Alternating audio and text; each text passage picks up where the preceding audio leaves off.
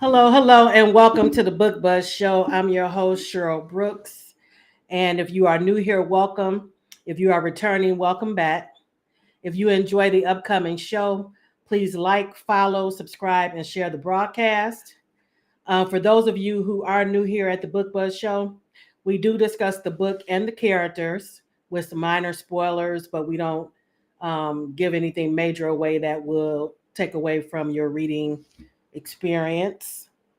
Also, here at the Book Buzz Show, we as in addition to being a live stream, we are also a podcast. So you can check us out when you're on the go wherever you get your podcasts. All right, we have a great show in store for you this evening. Um, the first segment, we're going to be speaking with author Lakisha Johnson. And again, for our second segment, for those who are new, we always give going to our weekly highlights. So stick around for that as well. Let me bring up one moment.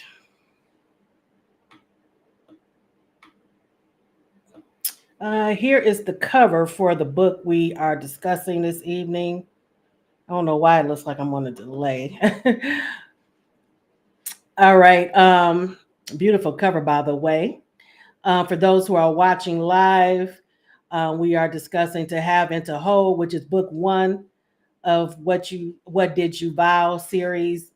And for those who are listening later, again, that is To Have and to Hold, which is book one of What Did You Vow series by Lakisha Johnson.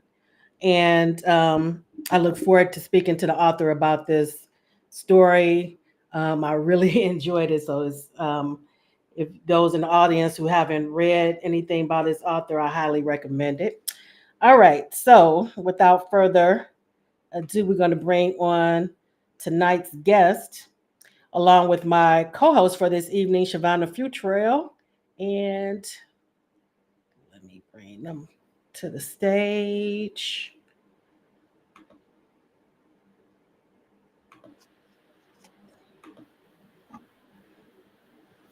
Good All right, evening. welcome, Hey, ladies, welcome. And let me just see if we have anybody in the audience. Looks like we have a few people. Uh, Hi, Jennifer. Thank you for joining us. Hi, Myra. Thank you for joining us. This is another good one for you, Myra. Good evening, ladies. On Instagram, Siobhan, if you can help me check over there, I it got doesn't you. show up in the main feed, so we'll have to keep an eye on that as well. I got you. It's just me over there right now. Welcome.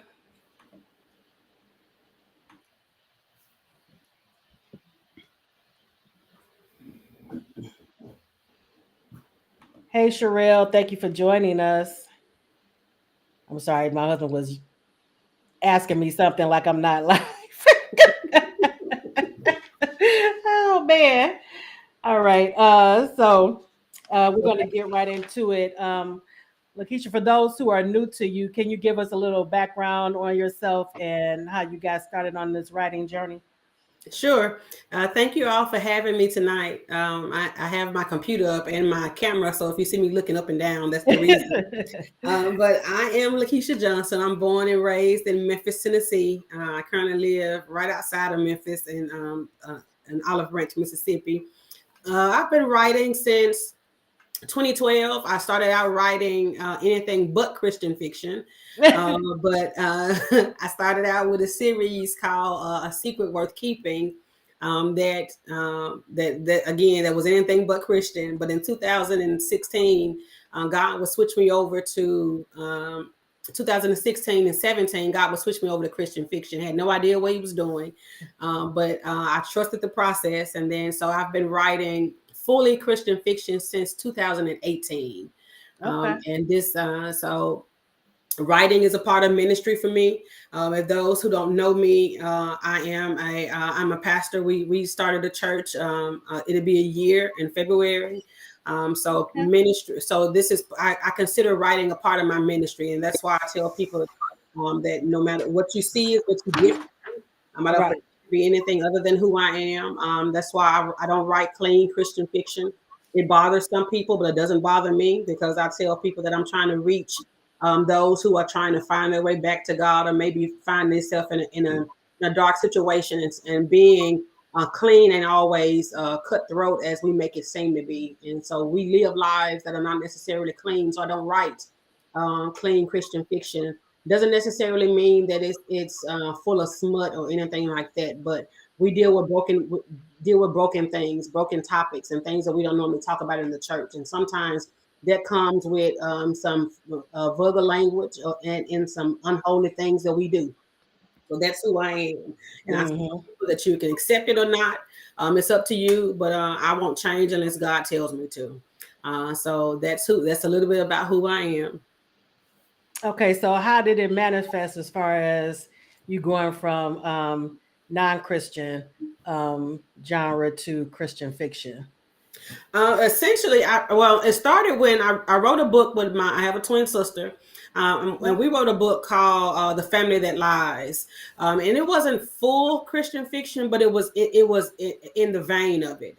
So it talks about two sisters who were raised by a father who was a full-time pastor, and their mother who was first lady. And so even though I was writing in that, that wasn't initially my plan. Was to continue in that. But in 2017, God wouldn't allow me to write anything. I couldn't release a book to save my life. And then at the beginning of 2018, I had bought this book cover from the lady who does my covers, and it was called "Dear God, Hear My Prayer." And I had purchased that cover a year before, but God wouldn't allow me to write. So in January of 2018, I finally finished "Dear God, Hear My Prayer," and it was fully Christian. And I was worried about how people would accept it, because I'm going from writing A Secret Worth Keeping that's dealing with 6 friends who was doing everything but being holy, to now writing, about God, and that's all. And that's all I'm writing about. But it was one of the best things that God could have ever done. Which is why I'm so glad his plan supersedes mine, because in that year, I think I ended up releasing maybe 8 or 10 books that year. I was releasing a book every 45 days that was Christian fiction, and people took to it. And I realized then that it was a yearning for it. Even though it's not a wildly publicized genre, it's something that I think people needed. Right. What's your process like when you write? Are you more creative in the morning, in the evenings? What's the typical day look like for you when you're writing? To be honest, I don't even have a process. Oh, really? Most times if I have a topic, it's because God done gave it to me, or I've jot down. You got to see the notes in my phone, or we get a topic, or I think of something and I jot it down in my phone, and then I just sit down and start writing. Most times I'm writing in the late afternoons, evenings. I find that to be better for me. But I'll write any time of the day when it hits me. And so I don't really have a process. I don't do outlines or anything like that. I have paper everywhere where I'm trying to keep up with like timelines, or if I'm researching a topic, especially something that I'm not familiar with. And the majority of the books that I write are something that I haven't dealt with personally. So it comes with a lot of research. So I have papers and notes and things everywhere, jotting down stuff. So I don't really have a process. I just write until the book is finished. Okay. I love asking authors that, because it varies so much how what when they sit down to write, what the process is. So I love hearing that. Let me get a few people in here. Looks like we have a couple of comments. Hello, thank you for joining us. Hello, and thank you for joining us. Hello, everybody. Hello, Lisa. Thank you for joining us. And Myra is saying congratulations. And she says she's going to check out this book. And we have someone saying it. Corliss, I hope I'm saying your name correctly. Corliss, her books are awesome. I have read them all. Yeah. And like I was telling you off camera, Shavana, my co-host this evening, has been telling me about you for a minute now, and encouraging me to read you and your work and have you on the show. So I'm glad that I went ahead and did that because I thoroughly enjoyed it. I actually started out with one of your short stories while I slept. Mm-hmm. And that blew me that blew me Yeah. away. I said, this is Christian. I love it. Christian fiction. But I loved it. So I'm like, okay, let me check out some other work. And then I told Siobhan, okay, I'm gonna reach out to her to have her on. So I'm happy to have you here. And I'm grateful. I'm grateful for Shavana. She's been a real big supporter, and so I love it. I love it. So I'm glad to be here. And Shavana, what was the first book you read? The marriage Lakisha? bed. The Mm-hmm. marriage bed. Okay. Mhm. Yeah. I can't wait to check out the rest of the catalog. So Yeah. I ain't finished the whole catalog, but there's not now one of her books that I have read that I did not like. Okay. They're all four. Love They it, not love five it. fours, but yeah. Mm-hmm. And to the day, my favorite is Last Call. Yeah. Yes, you told me. I still have to read that one. Yeah. Yeah. Is that a standalone? Last It call? is. It Okay. is. So I'll check that one out as well. And it looked like we have, I think, Sherelle in the audience also is saying she highly recommends. So we have a few people in the audience who have read you and some who are new. For those who are new, where do you recommend? Where should people start? What book should they start with? Um, a lot of people always ask me that, and I don't really have a specific book to start. But if you want to start at the beginning, then that's The Family That Lies. Again, that's a book that I wrote with my twin sister, talking about sisters, Grace and Mercy. Grace was the one that the father said that she couldn't do no wrong, and Mercy was the one that was the outcast of the family. So it deals with all kind of secrets and things in the family. So I tell people that it depends on what they like to read, because even though they are Christian fiction, they each deal with different topics Right.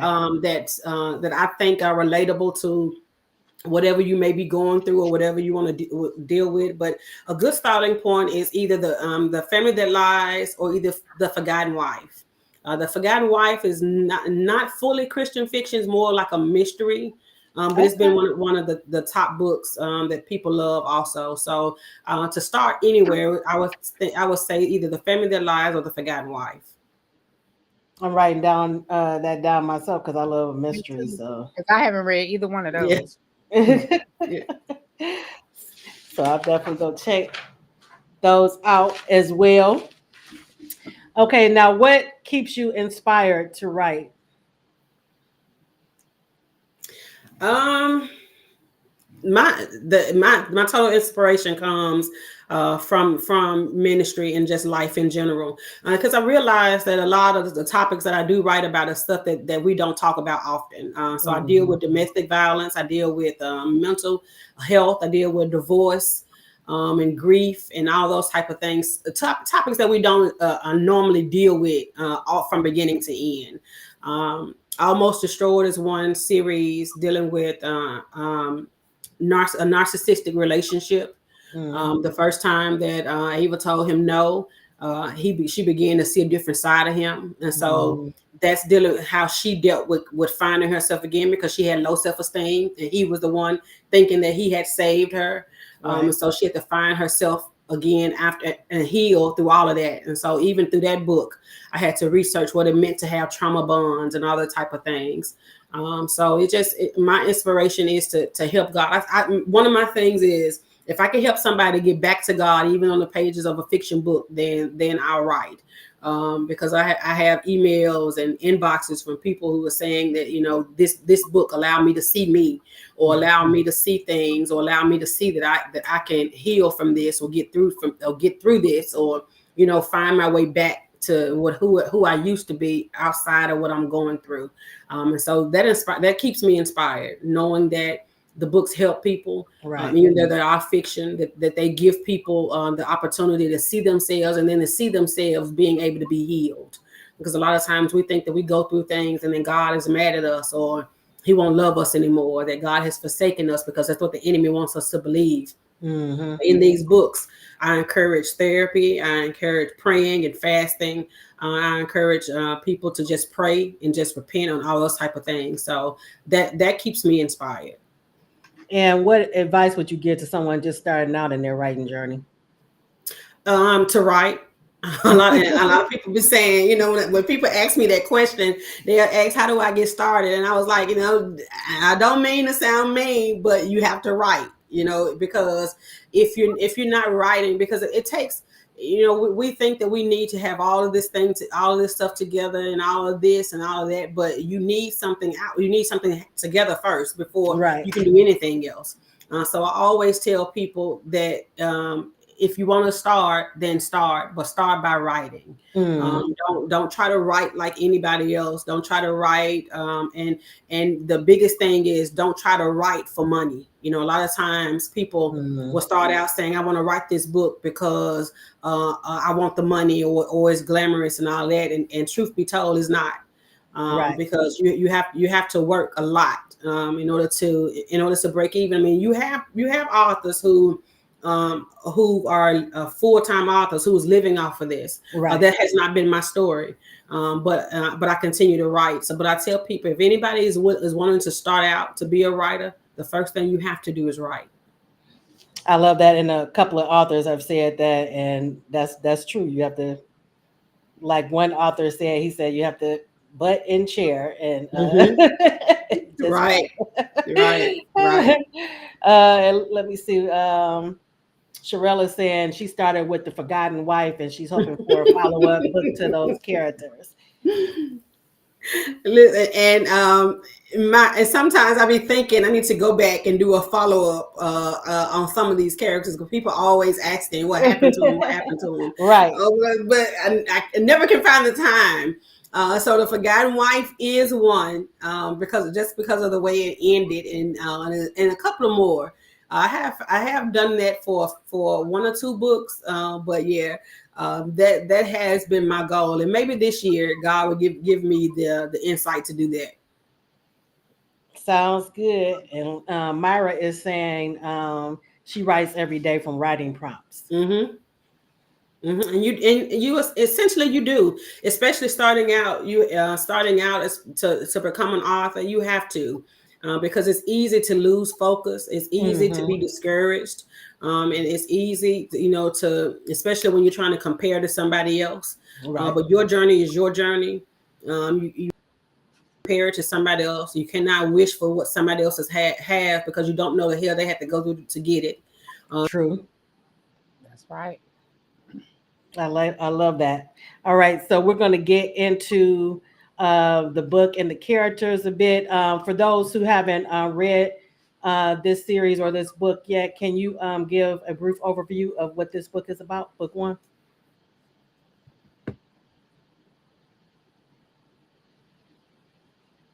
Uh-oh. Uh-oh. We lost her for a minute. Hopefully she'll be right back on. Yeah, I thought she froze because she just ended her sentence. I don't know what's going on, and then I have this delay and stuff, but we're gonna roll with it. But yeah, everyone in the audience, she's a new to me author. I started with, like I was saying, one of her shorts, While I Slept, and man, that was really good and packed a punch for it to be a short story. So that's another one I can recommend. And then I really enjoyed this one as well, to have and to hold. I don't know why it went off the screen. I had put it up there. Let me see. Are you gonna finish the series? Yes, yes. Eventually, you know how it is when I'm trying to read, Yeah. because like right now I'm reading two different books for upcoming shows. Right. Yeah. I've Um, read I've read all of them except for the last one that she just released, so I'll be reading that one soon. okay. And then it helps too that they're not super long, so I should be able to knock them out without any problem. And again, for those who are um, watching, That is To Have and to Hold by Lakisha Johnson. It's part of the What Did You Vow series. And this one is book one. Um, but I really enjoyed this. And like she said, she has her own writing style when it comes to Christian fiction, and I really enjoyed it. I just had a notification. I'm trying to make sure that's not her. Let me see. Bear with us, everyone. So I can give a brief overview. You what? I can give a brief overview. Yeah, give an overview.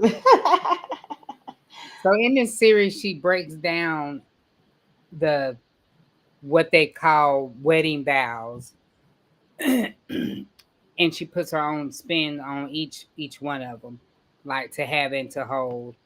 I think one was like the death duty part, and she just breaks down each part of what they say is the wedding vows. But people change the wordings around to fit what they wanted to fit. Like I think she has an honor and obey one. Okay, I think she says she's backstage. Let me see. Okay.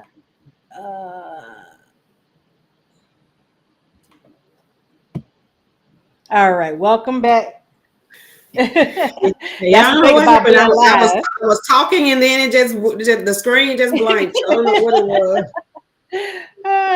That's all right. We roll with it. That's when you live, that stuff happens. Shavonda was given a brief overview. I don't know if you heard her. Do it though. No, Yeah, we're gonna gonna let you do it. it. Can you give a brief overview of what book one is about? Sure. So this series, I call it a series, even though each book is standalone. Each book has different characters, and they're not all intertwined. But I call it a series because I did this series on the wedding vows, because a lot of times we don't know what we're vowing to. And so I broke it down to what it actually means to have and to hold.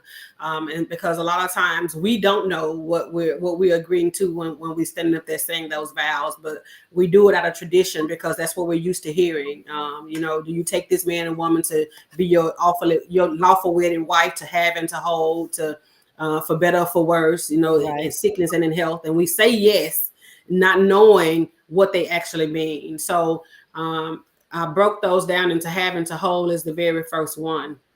And in the beginning of each book, it breaks down what these vows actually mean.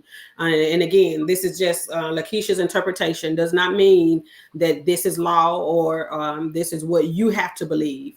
But I break it down based on what the words actually mean, because I always like to look at the definition of what the words mean. And so I break that down. So for to have and to hold, we get into that because a lot of times we think that to have and to hold means that you belong to me. You are my possession. Right. That some people think that's what it means, but in actuality, it means that you are agreeing to take care of this person. You are agreeing to hold this person in your arms and to embrace them and to keep them from all hurt, harm, and danger. You are the one to be able to take care of them, and it's not just man to the woman, but it's vice versa. And so that's what this series is actually doing, breaking down these wedding vows into a Christian fiction standpoint of what it actually means. And in this book, Raymond actually takes it literally to mean that Sydney was his to have and to hold, literally. And so he takes it to heart and in a totally different direction than what she knew it to mean. And so in this book, we see the craziness of Raymond with his definition of to have and to hold. And we truly do.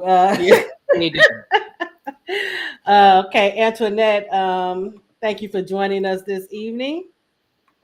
And she's saying you're a new author to her. Yeah, Antoinette, check out this series. This is the first book I've read in the series, but it's very good.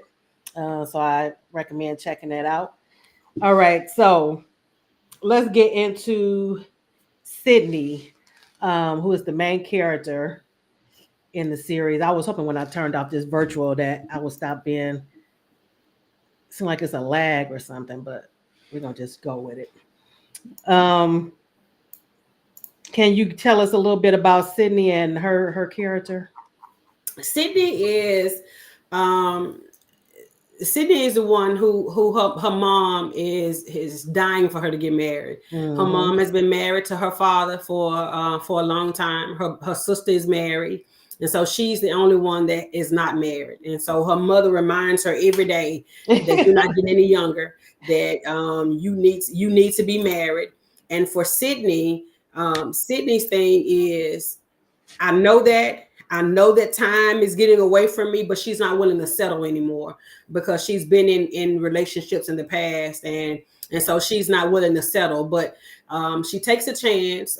She's independent. She takes care of herself, and Mm-hmm. but she does long to be married, but she doesn't want to get into another relationship where it ends with her being hurt again. So, Right. but she goes to her 20th class reunion, and she meets Raymond, who was a couple of years ahead of her. And she meets him, and he seems to check all the things that she's looking for, even though they hit a little snag in the beginning. Right. But she's still willing to give him a chance, and everything is going fine up until the day after their 1 year anniversary. And I'm surprised that he actually waited that long to actually. Right. But I know that was all part of his, of master his, plan. yeah. Mm-hmm.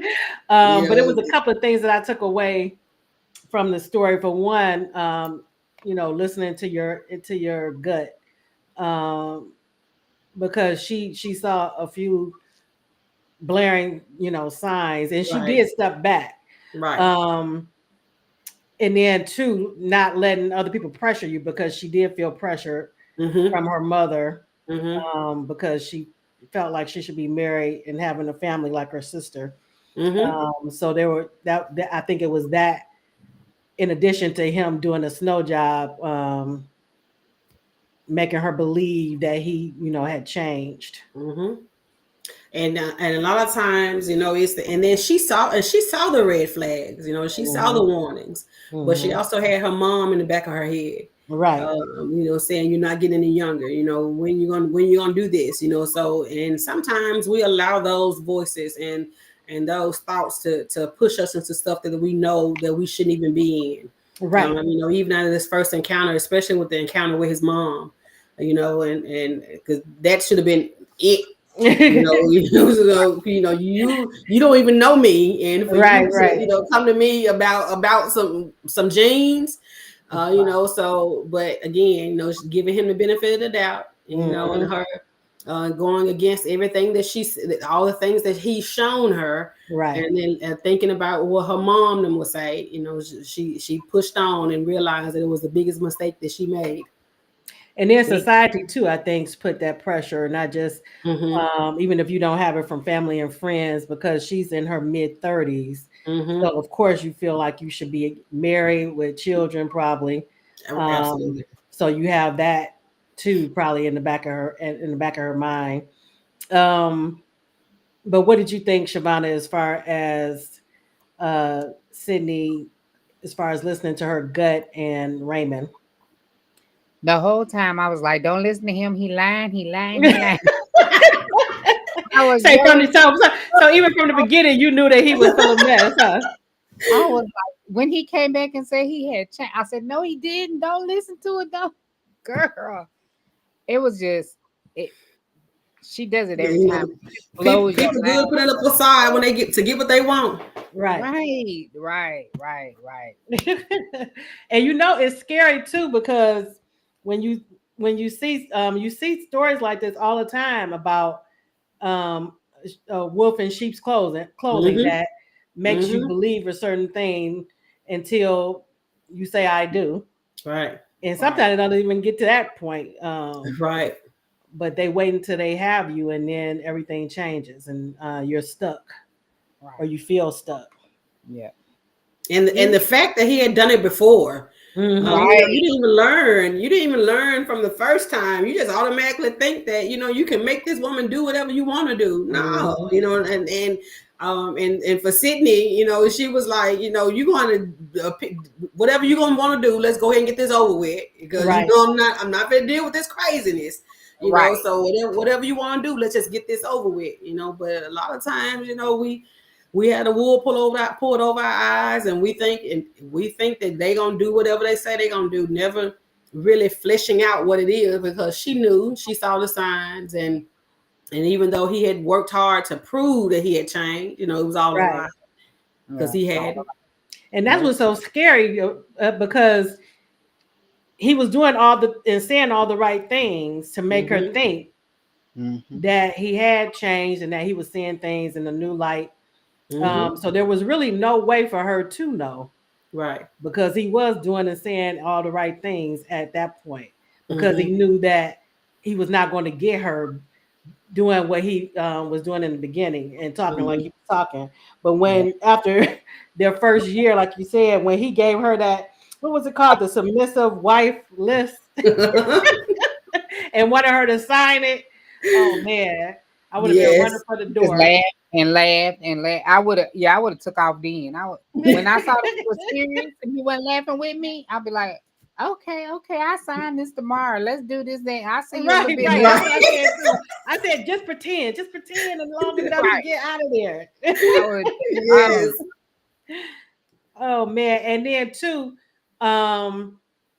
it reminded me about the stories that you hear about domestic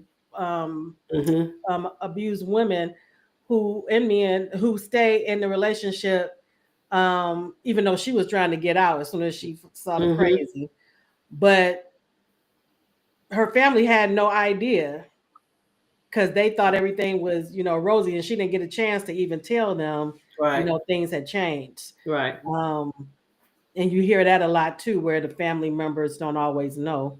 All they see is the surface that's shown. So that was also relatable, not from personal experience, but just from what I've seen. Yeah, because I think if she hadn't had her mom, constantly saying you're not getting any younger, she probably would have left it alone once they broke up the first time. But her saying, okay, let me give this a chance. Let me just see, Right. and then here he is, he's playing this doting partner that I've changed. I really want you in my life. I'm willing to do this and that, and the whole time, never knowing. Because even when she walked in that day after their anniversary, thinking, okay, this got to be a joke, right? Him saying no, because him thinking, I own you, and you have, and truth be told, as sad as it is, you have men who think that. Yeah, and he actually said it when they first started dating. First started seeing each other. When he was giving her some different scenarios, and she was like, well, you yes, your opinion, but no, I don't think this way. Right. And then she even said, I don't think that we're right for each other. Right. And right, because of the way he was raised. He was raised like that. That had been indoctrinated in him. You saw it from his mama.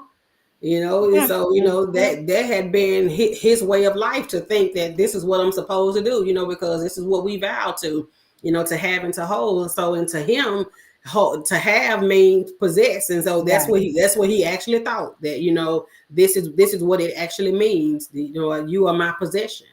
And so no, times are like they used to be. I don't belong to you just because we've signed this piece of paper and I've taken your last name. Does not mean you own me. Right. So, and like you said, the fact that he had a pattern with his ex as well, and she was basically an abused woman and afraid of him, and just by a stroke of luck that he, for her, that he had somebody else in his sights, that she was able to get away, but not really. Right. Any standout moments for you, Shavonna, or heartfelt moments? Not really heartfelt moments, but that submission letter that was that was definitely a stand. That was a what the F moment. And the fact that he all the way to the end of being taken out, you know, I don't want to get no spoilers. Yes. She is mine. She's mine. She is Yeah. mine. Yeah. It showed that he really did believe the crap that he was saying. Mm-hmm. Because he was making things worse for himself, but he couldn't, be quiet about it because he actually was believing it. Yeah. Yeah. Right. Right. He wholeheartedly believed that this is the way that it's supposed to be. That when you're my wife, you're supposed to do everything I say, no matter what it is. You're supposed to do it. And for him to actually have this list of all these items, even down from hygiene and the way she's supposed to wear her hair and all those type of things, and then expect her to do it. For you to even have the audacity to say, yeah, okay, first you don't sit down and wrote this whole list, right? And then you expect me to do it, and he was serious. He was serious. You know what scene stands out to me too, and I thought about it as I was reading. When she gave him a second chance, and they were doing good, and he was doing and saying all the right things. And then they were supposed to go to some, I think one of his business functions, and he had a dress and shoes delivered to her, but they were her style, so it wasn't something that he normally would have sent to her.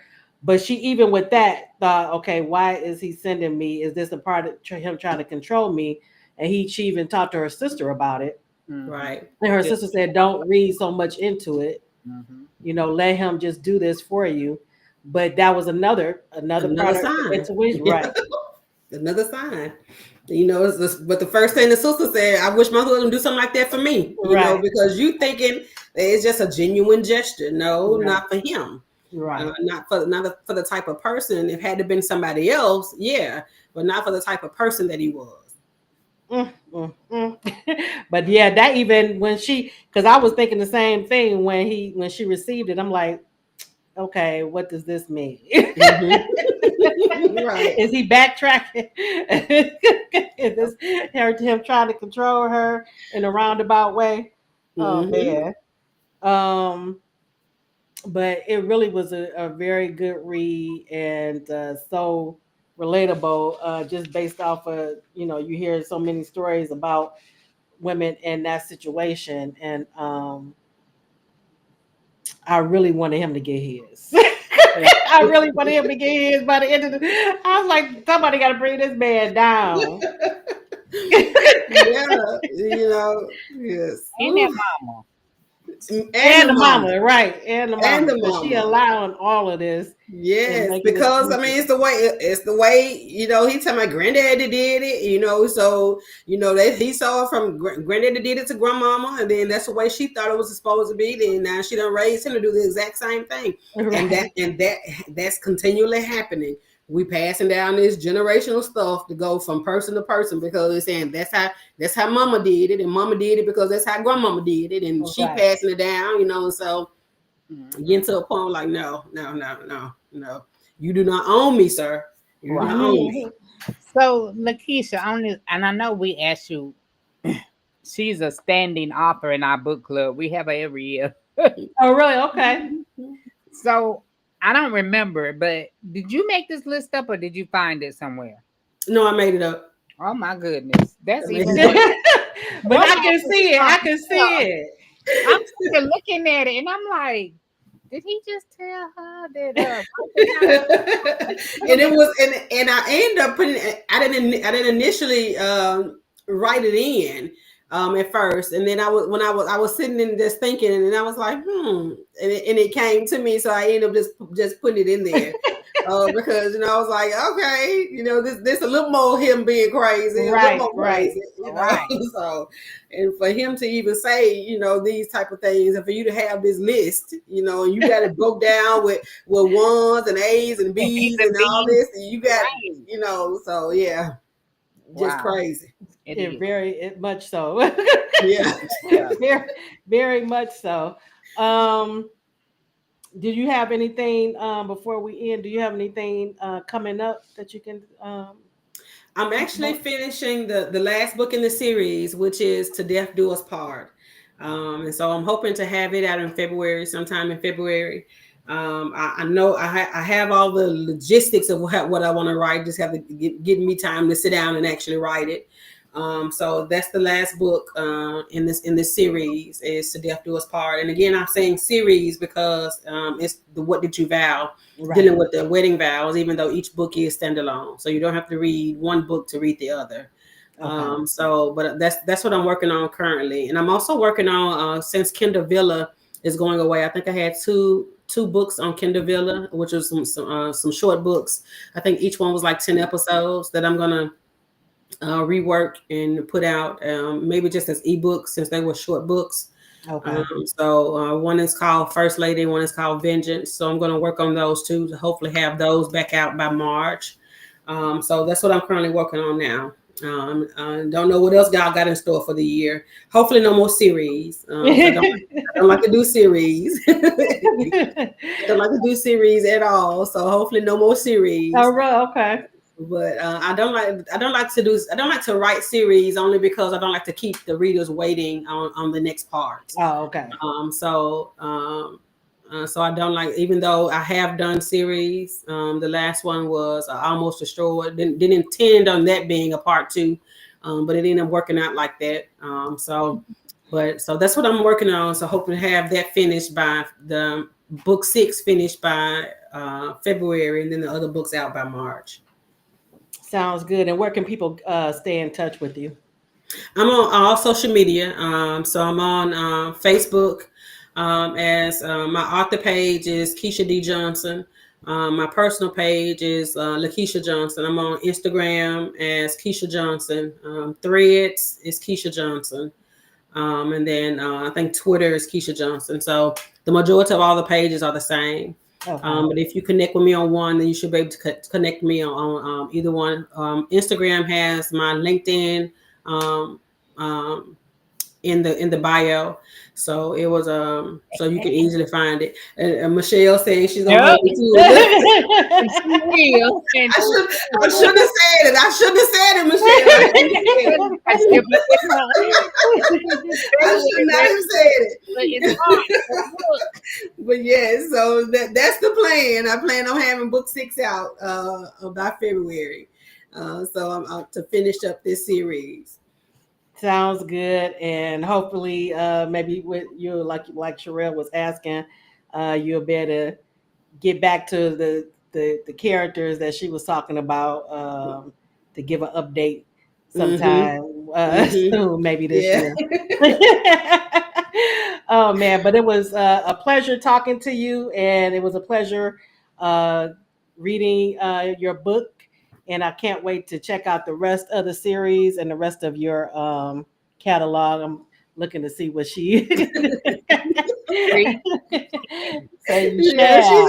gonna hold me to it. She's gonna hold me to it. Girl, you wait till you get to I just had it in my mouth. What's the vow?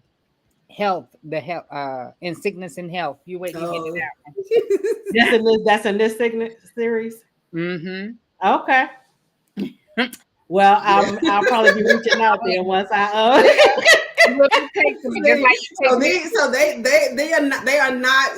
These books are taking the wedding vows, but we putting the little twist on them to right. So you see different things. You see just like you see with Sydney and Raymond, right? And in sickness and in health, yes. I'm looking forward to it. So you never know what to expect. You never know what to expect. So I don't like to write traditionally. Anybody who's read know that I don't like to write traditionally. I also don't like to write in a way that the book is already figured out by the time you get to the second chapter. Mm-hmm. So most times there's going to be some type of twist because I don't like reading where I already know what the end's going to be. So these books they keep you on your toes. She is the female Brian W. Smith. That's what I'm thinking when she said that with the twist. Yes. Yep. Oh man. And even with the short, and I said this, I think you were that's when you had your video had gone out. But I had said even with the short that I started with while I slept, it packed a punch. Even for it to be a short, and it definitely had some twists because it had me thinking one way, and then by the end, I'm like, okay, I didn't see Like, that what? coming. So Right. we might have to have you come back for a chat in my because I also have a book group, book club group. I Aspire Books, so maybe we can talk about that in the chat because that was something else. You wait till last call. You wait. All right. Well, enjoy the rest of your evening, and thank you so much for coming on the show. It was a pleasure talking to you. And thank you for having me. You're welcome. You. Thank y'all. Have a All good night. right, and we're going to get into our second segment. Let me bring this up. Let's see. Oh, they got Isla. It should be an exit or a leave on there, Lakisha. There you go. All right, so we're going to get into our highlight for the week. For those who are new, we always give a highlight. It's not necessarily something that we read this week or this past week, but something that stood out for us, and we want to share it with other book readers. All right. You want to go first, Shavana? Let me bring up your. Let me bring up the book. I got it. Oh, you have it. Okay. Yeah. A Oh, man. Lifetime in 30 Days by A.C. Author. Love it, love it, love it.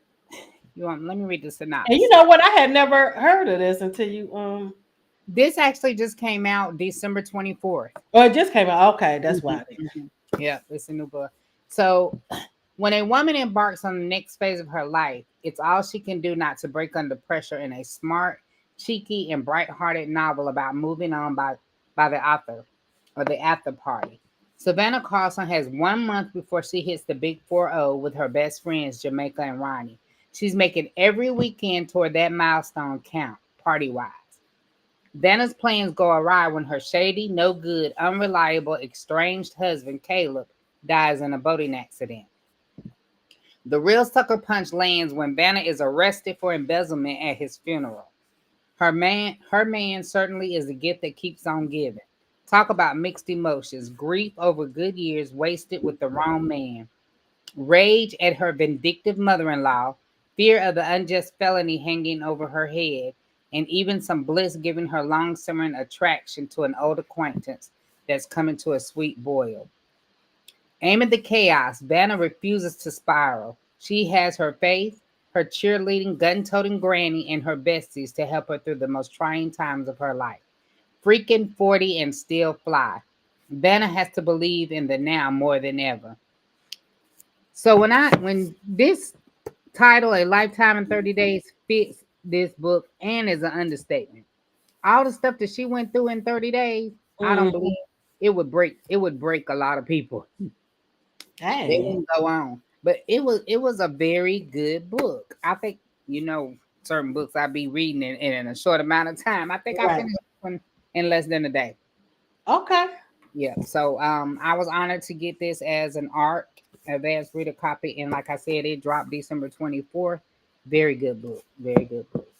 I can't wait to I had the chance of listening to it on audio also. So I listened to the audio while I read it, and Wesley Siobhan did it. Just bring those characters right to life. I mean, it was. I don't want to give nothing away, but y'all, it's definitely a good read. I'm gonna have to check it out. And Jennifer is saying, you finished Quasum yesterday.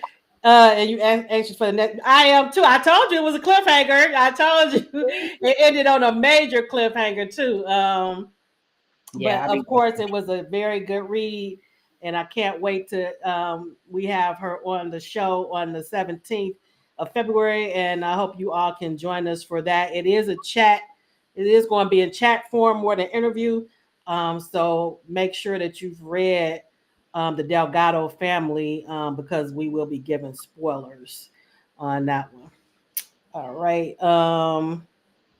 And Katina is saying it sounds like a good read. It It is. does. I'm gonna have to check it out. Mm-hmm. Maybe we can have AC in the group for a chat on this. Y'all She are is doing supposed to be Cade, on the right? yeah, Yeah. she is supposed to be on the show for K, but I was thinking for the group, we Okay. might be able to get her back for that. Mm-hmm. All right. And she writes in so many different genres, but she Yeah, just because what my first introduction to her actually was paranormal, okay. and Mm-hmm. then I went into the Donovans. Mm-hmm. Yeah. But yeah, my first introduction was paranormal. And a lot of people probably don't know that she writes paranormal.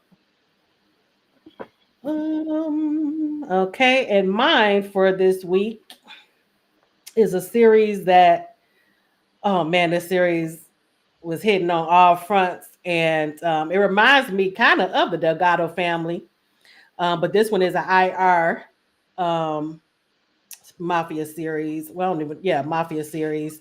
And I read it a few years ago, and I was actually, this might be a good one too for us to have. But let me bring it up.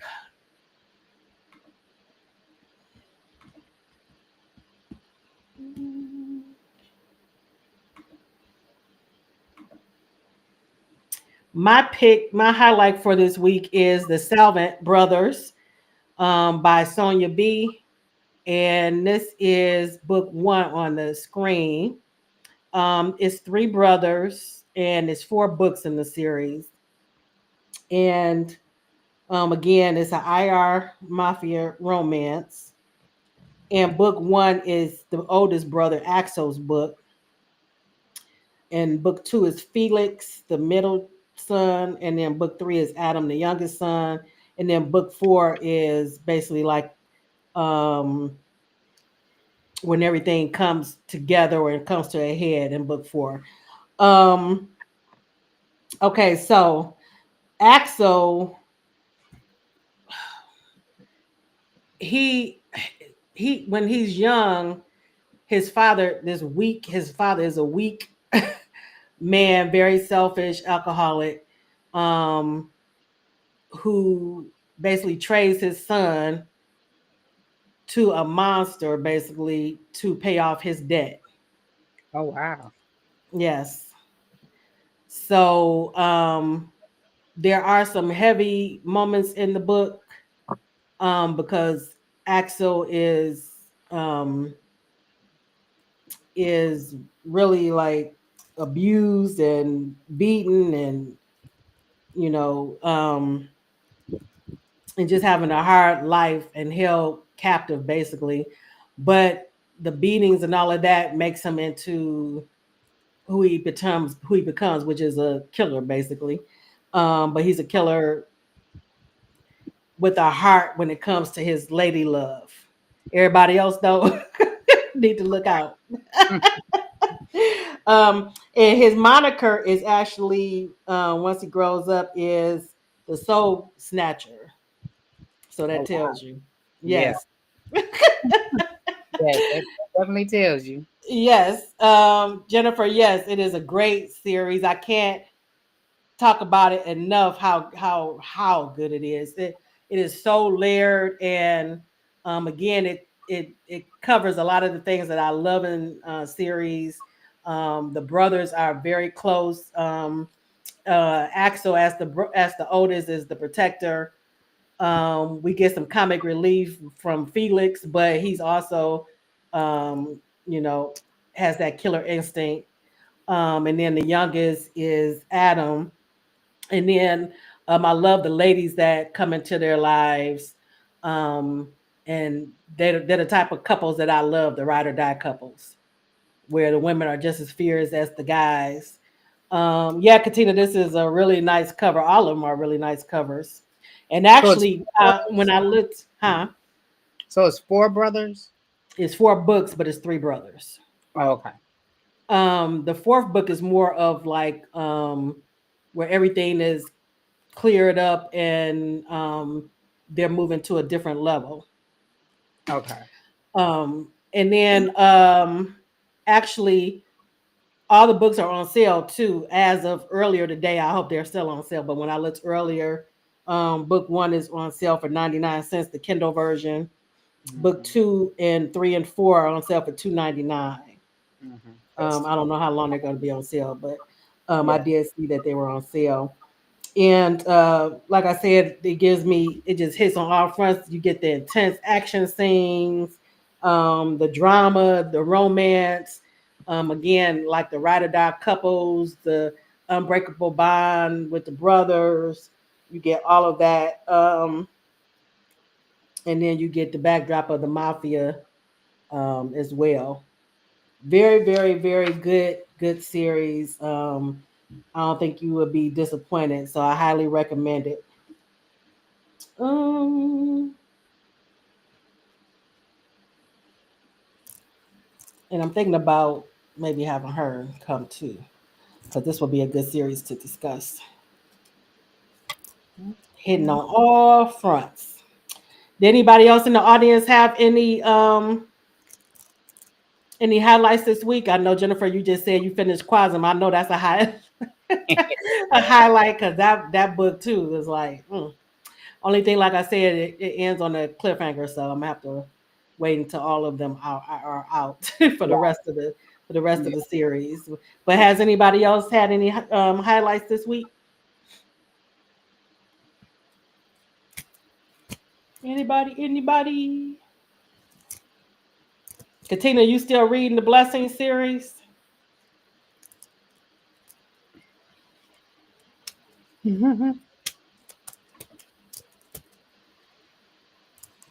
Oh, Ballers. Okay, yeah, and I really enjoy Ballers 3 as well. I like getting reacquainted with Cameron and Caleb from Blue Sapphire's other book. Yeah, it was very, very good. I agree. Shavana, did you have any other comments or anything before we end? I don't. I don't know. Alrighty. Well, that is our show for today, and I want to thank everyone for coming out and joining us and being so engaged. And also, please note that the next show will actually be on a different day, just for this one show. It will be on Friday, February 7th, with Victoria Christopher Murray. It'll still be at our regular time of 7 p.m. Eastern. But please take note of the date. It'll be Friday instead of Mondays, which is our normal day. And we will be discussing her upcoming release, Harlem Rhapsody, which I'm excited to read and talk to her about. So please save the date. Um, and I then, where we gonna say? no. Go ahead. Um, yeah, so I'm looking forward to that. Okay. And I can't remember who's the I think Katina is the co-host on that. Yeah, Katina. Yeah. Yeah. All right. And everybody have a great evening and please continue to get lit with the Book Buzz Show. And we'll see you next time. Have a good evening. Bye.